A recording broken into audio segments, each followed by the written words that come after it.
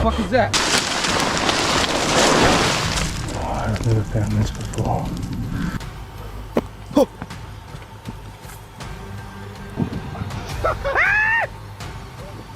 Hey!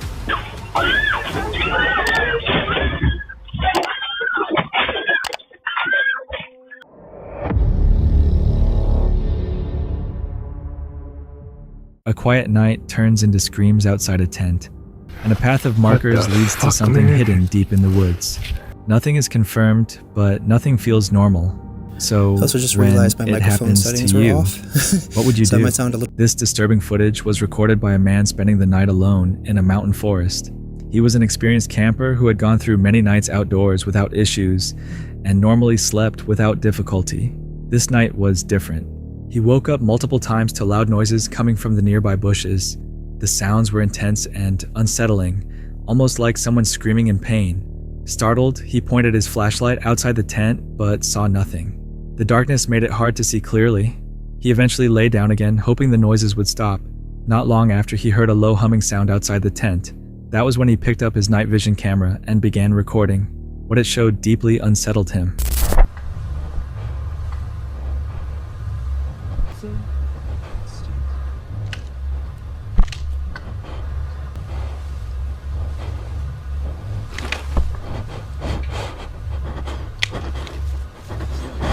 What the fuck is that? What the fuck is that?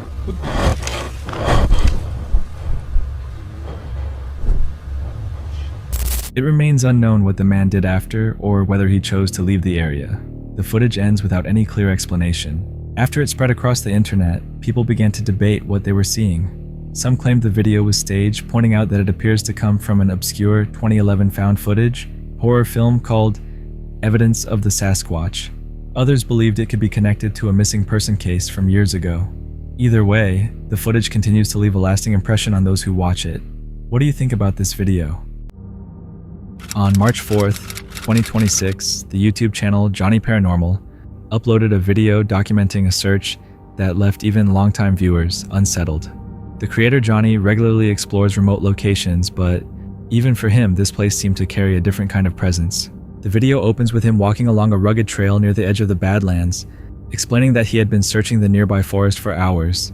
The park itself was vast, filled with thick trees, and as Johnny moved through it, he pointed out small campsites scattered throughout the woods. Some were nothing more than a piece of cloth left behind or a rope tied to a branch, but they were enough to suggest that people had been staying out there. At one point, he noticed something that immediately caught his attention. Near the side of the trail, there were markers tied to branches, small ribbons that looked surprisingly recent. In forests like this, ribbons were sometimes used by hikers to mark paths, but these appeared different. The colors shifted between yellow and red, and they seemed spaced out carefully, almost as if someone had intentionally created a route leading deeper into the woods. I was just about to walk out, but this is real new, so we have to trace it up, team. We don't want anybody spending longer in this forest than they have to. Oh, there's more markers over there. Red ones. Always sucks me back in. That's the last yellow marker, but I put in markers every 5-10 metres. The red marker. Johnny followed the markers carefully, explaining that they appeared fresh, and the farther he went, the more uneasy he became. He repeatedly pointed out how unusual the Badlands area felt compared to the rest of the forest. Well, it looks like those red markers have stopped as well, which is good news. It's an old camp. Oh no, they're still going. Like, I just do not want to be here. I just got to the last red one. There's some belongings here over here that I haven't seen before. Eventually, the ribbons led him to an old campsite that Johnny said he had never seen before. A worn tent sat partially collapsed among the trees, along with a few scattered belongings. Nothing looked recently used, but the fact that it was hidden so far away from the main path raised more questions than answers.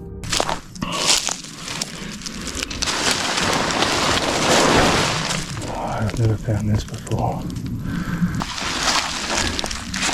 This is what you don't want to find, team. It's been looted. Unless they just left it here, but I doubt that. There's some yellow tape there. Standing there in the fading light, he admitted that this was exactly the kind of discovery he didn't want to come across while exploring alone. There's something real off around here though, I'm telling you. There's something real off with the Badlands altogether, man. If I ever get killed in here or die in here, it'll be in here. Right, those red markers have stopped. What's on here?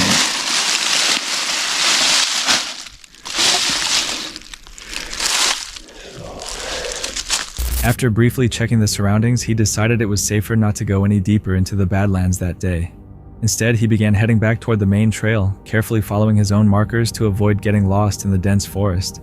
But even as he left the park, the tension did not seem to fade. I'm gonna have to search it real hard when the snow and rain finishes, so just walking out. What the hell's going on here? I was just walking out. That's over the weekend. Oh, there's more string going out. As Johnny walked along the edge of the trail, he suddenly noticed something else. A note written clearly in English, with a religious message about finding hope through faith. The explorer admitted that the Badlands remained the one place in the park that genuinely unsettled him, even after years of searching the forest. Something about that area continued to feel off, a place filled with strange markers, abandoned camps, and quiet signs that someone might still be out there somewhere in the trees. Sometimes patterns appear without explanation, and small details begin to feel connected in ways that are hard to explain. If someone left those markers and that note behind, what were they really trying to guide, and who were they expecting to find? People say this place was built with simple tools centuries ago, but when you look closer, some details don't seem to match. If everything has an explanation, why do these stones still feel like they're hiding something? The footage comes from Blackburn Drifter, a UK-based exploration creator, who visits remote historic landmarks, stone formations, and rural locations across Britain. His videos are usually filmed solo on location with direct narration, and a consistent tendency to question common explanations tied to ancient construction and local legends. This video was recorded on January 6th, 2026 at Druids Temple near Masham in North Yorkshire, England. Another big explorer. Another big rock pile here. And that's what I'm here to show you. Piles of rock. Look at the size of that. That's 10 foot across. There's a few tons in weight there. How did they get that up there? Back in the late 1700s, early 1800s, there's a guy called William Danby. And there's a lot of local unemployment in the area. So he employed a lot of local people. He paid him £1 a week, which is equivalent to 12 pence nowadays. And he got him to build this. Quarry this stone, drag it all down here, and bring it here to build this crazy construction. And look, as soon as I walked in, I've noticed this, look, there's a panel, and it's got screw holes. So is that a repurposed piece of stone? Was that in a building at some point? I don't know. And then you've got this stone here. See how that's covered in lichen? Single cell organisms, oldest living thing on earth. And believe me, that takes hundreds if not thousands of years to get like that. The exploration begins inside Druids Temple, where the scale of the stone formations immediately stands out. Massive stacks of rock dominate the area, many of them several feet across, and extremely heavy. The structure is commonly believed to have been built in the late 1700s or early 1800s by landowner William Danby to create jobs during a period of local unemployment. Yet the size and weight of the stones raise a lingering question: how materials of that scale were ever quarried, moved, and carefully placed, using only the limited tools available at the time. 1, 2, 3, 4 layers. See lots of lines going through it. This side's the same, you can count 1, 2, 3, 4. Same again there. 1, 2, 3, 4. all that is, that's petrified wood. Blackburn Drifter pauses beside a large square block and points out the visible horizontal lines running through it. The material appears closer to petrified wood than standard stone. When observed closely, the texture and alignment stand out, especially since it does not seem to behave like typical rock. Monoliths. Look, tons in weight. And again, you can see them, there's loads of fibres up there. Yeah, that's a big lump of petrified wood. Continuing the exploration, he shines a light onto the stones. Near the top of one of the tallest stones, unusual fibrous textures become visible under the light, standing out against the rough surface. This raises the question of whether it could be petrified wood. The size and weight of the block feel overwhelming, and the way it stands upright makes it difficult to imagine it being placed there with only simple tools. There's a lot of folklore as well surrounding this place, of mysterious goings on, and even devil worship, believe it or not. Around the site, old local stories have followed the temple for years. Some speak of unusual activity, while others mention darker ideas like devil worship. There's no proof behind these claims, but over time they have helped give the place a strange and uneasy reputation.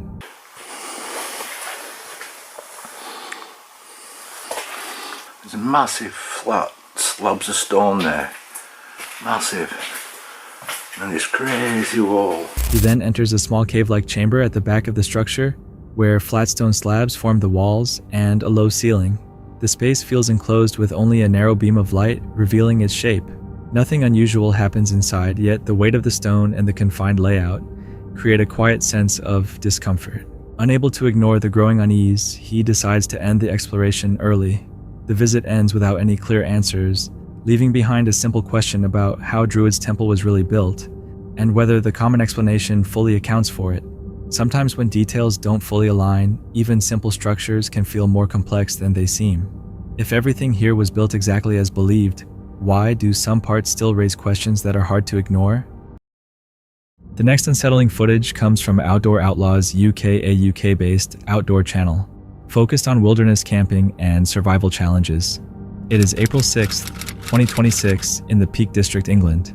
The group sets up camp near a reservoir, with conditions already working against them. Rain begins early, and their shelters are quickly put together.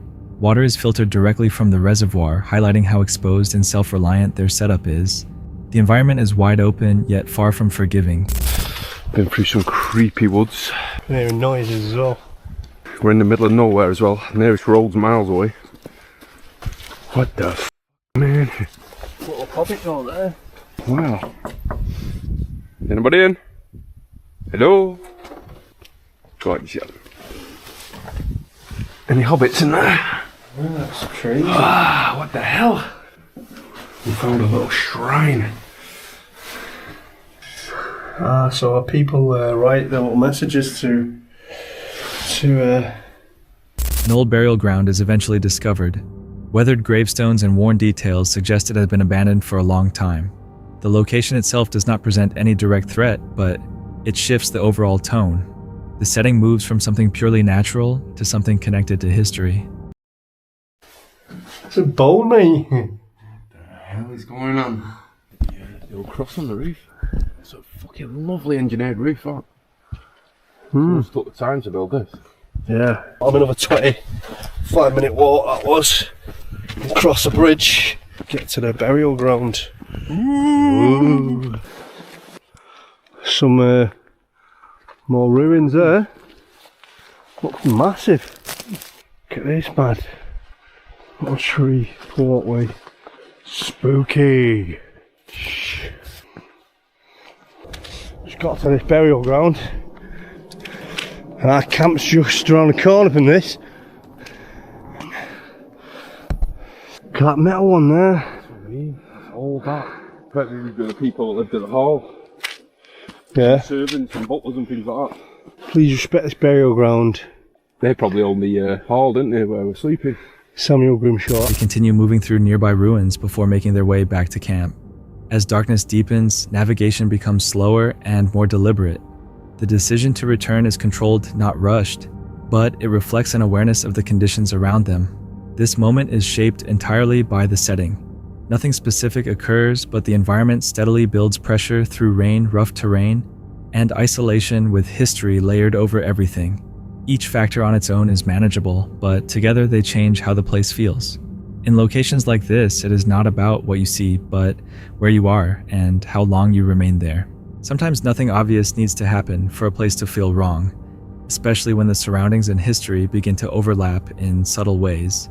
So the question becomes simple: was this just a quiet night in a remote area, or was the location itself creating that tension? This footage comes from Exploring with Angelo, posted on August 8th, 2025. This time Angelo decides to do something he usually avoids. He moves past the safer edge of the hill, heading deeper into the unknown areas of Happy Valley. What's up, guys? Welcome back to a brand new adventure in an old place. This is probably going to be the last time we're back at Happy Valley. If you guys know this place, you know how freaking scary it gets here at night. I've actually managed to make it with some daylight. So basically, what we're going to do for now, at least, I'm very curious because we almost never get the daylight, first of all, when we're here. I've never really been past that point where we always end up turning. So we're going to go further down. Maybe I'll find another spot that's workable to camp out at tonight. Returning to a place already known for how intense it becomes at night, he arrives, while there's still daylight, planning to push further than usual into an area he has never fully explored, hoping to find a better place to camp. He is searching for answers about a hostile presence rumored to exist in these woods, but the environment already feels prepared for him.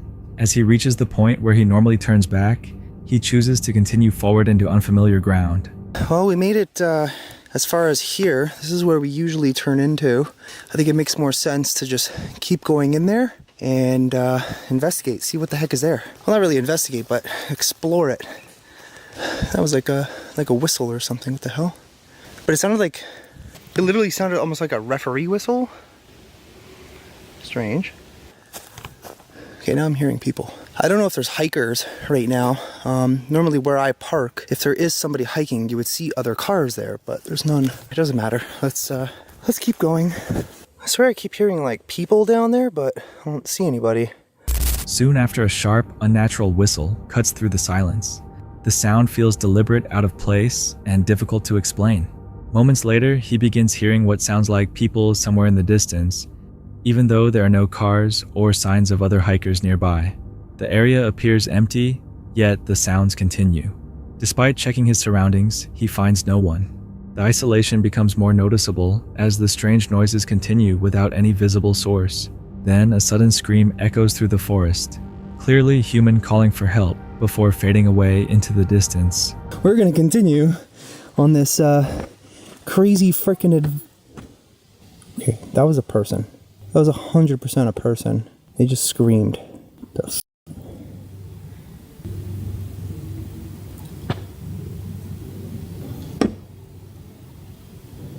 Hello? I also just realized my microphone settings were off. So I might sound a little wonky, but sorry guys. I don't see anyone. Who the hell keeps calling out? That was weird because it sounds literally like it was back where we just came from. Okay. Strange. Let's get up there and see if we see anything, I guess.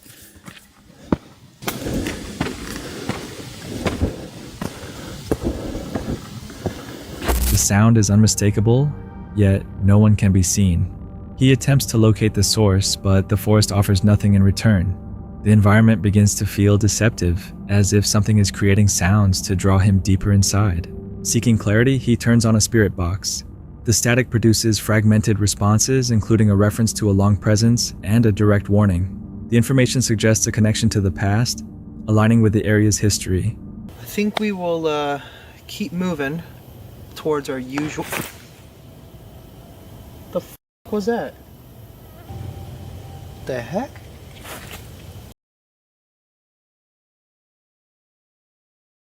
Like I legit like felt it like from behind kinda. I mean, I didn't have my back on it, I don't think. Let's run a spirit box for a second. I'm gonna use a device that you can communicate with me through. You can pick words if you want to. You know, I do believe that people who've passed on tend to go back to, you know, certain places that they used to go when they were alive. Like, I was recently talking about this with a nurse at the hospital that my grandmother's staying at, and he basically said the same thing. Like, one of the hospitals that he worked at. I've been here 300 years. 300 years, so that would be 2000, so 1700s? That does make sense, actually. This is a pioneer area. Can you tell us how you died? Wouldn't mind maybe speaking to Kirk. Get out. Why did it say it like that?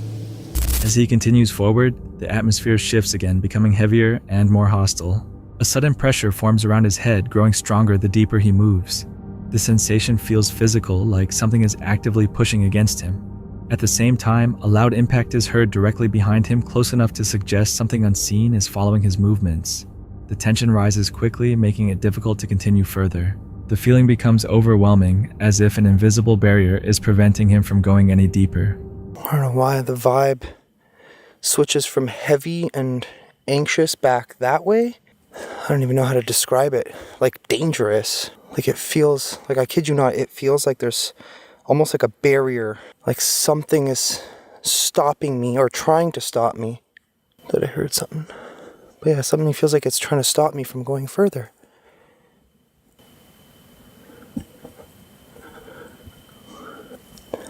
Is there something here? That was back at the camp. Sounded like. I feel weird over here too. Kind of what I'm feeling right now is like a weird pressure. Like pressure on my head, specifically my right ear right now. I don't know what that is. It almost feels like as if something's squeezing on my skull. Every time I get to this point, I literally just want to turn back. Like, that spot's already scary enough. What's doing that?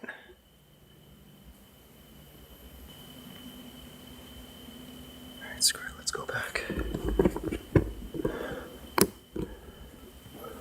Oh! What was that? Something just stomped right behind me. That was creepy. Creepy and loud. The fuck? Each step forward increases the discomfort both physically and mentally. Eventually, he decides to turn back, choosing to leave the area rather than push further into the unknown. Back at camp, the experience does not fully end. Shapes seem to move along the tree line, and distant sounds continue into the night. Even while resting, the sense of being watched remains.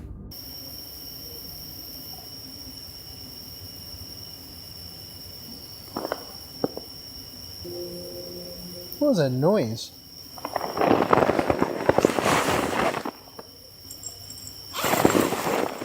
I definitely heard something.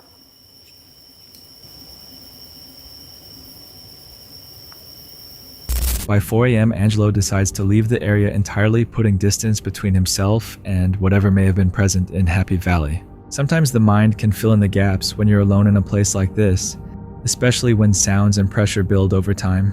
But when the reactions feel physical and consistent, it leads to one simple thought: was this just fear taking over? Or was something actually trying to keep him from going further?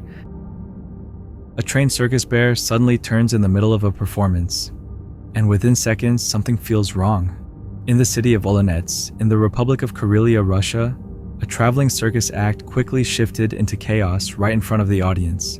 At first, the bear pushed a cart and followed commands as expected, but just seconds later, when the trainer stepped closer, it suddenly lunged forward, knocking him down and attacking him on stage.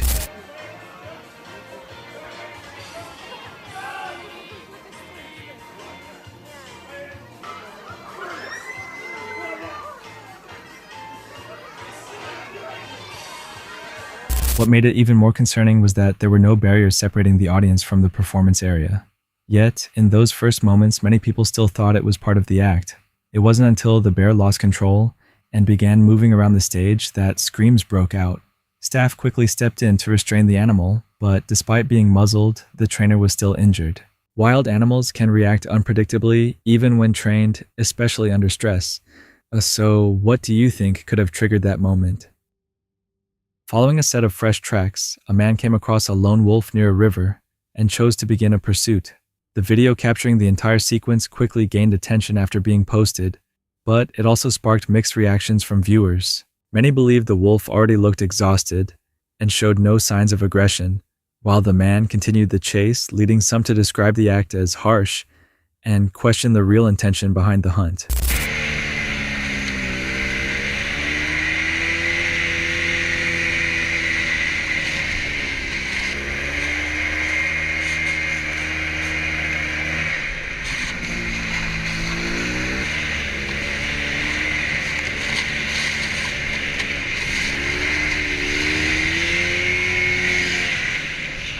What do you think was really happening in that moment?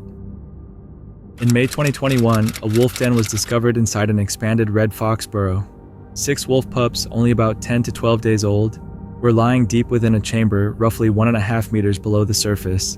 Believing they were well concealed, researchers placed a camera trap on a large pine tree about 10 meters from the entrance. For the first few days, everything remained still.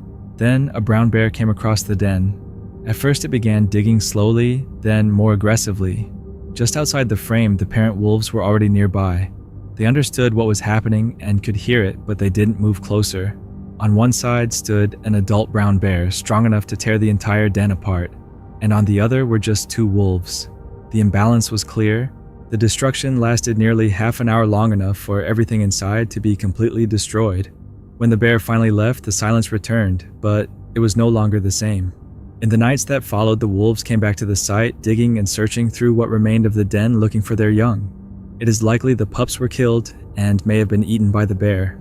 Nature is rarely kind, and this heartbreaking scene is a stark reminder of its unforgiving laws.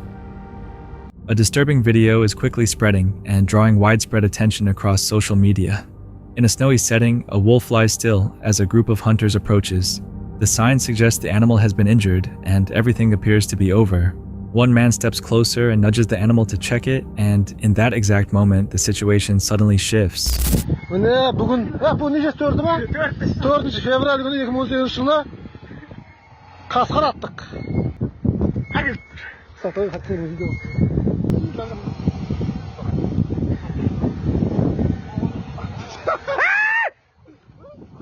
Hey!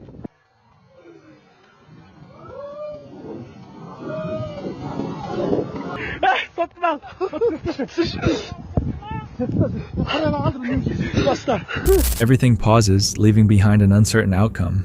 The video spreads rapidly, sparking strong debate. Many believe it is not only the sudden reaction that feels unsettling, but also the way the situation was handled, raising serious questions. What do you think really happened in that moment? The camera alarm suddenly went off in the middle of the night, drawing the couple's attention inside the house. A black bear had wandered in, knocking over the feeders and consuming nearly all the peanuts and rum-flavored feed. It then continued moving around the back area as if still searching for more. Everything unfolded on the screen while they could only watch from inside, unable to do anything.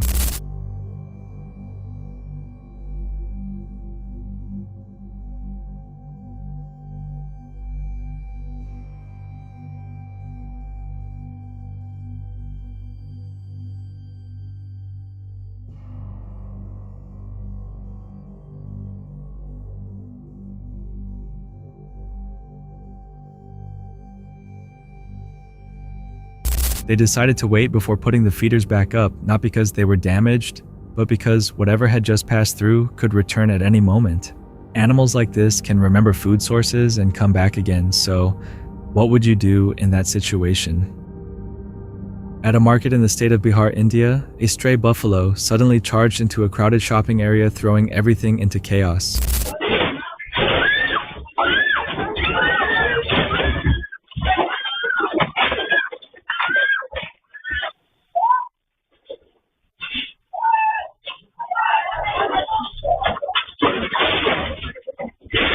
Fortunately, no one was injured, but when it left, all that remained was a shop in ruins directly along the path it had taken.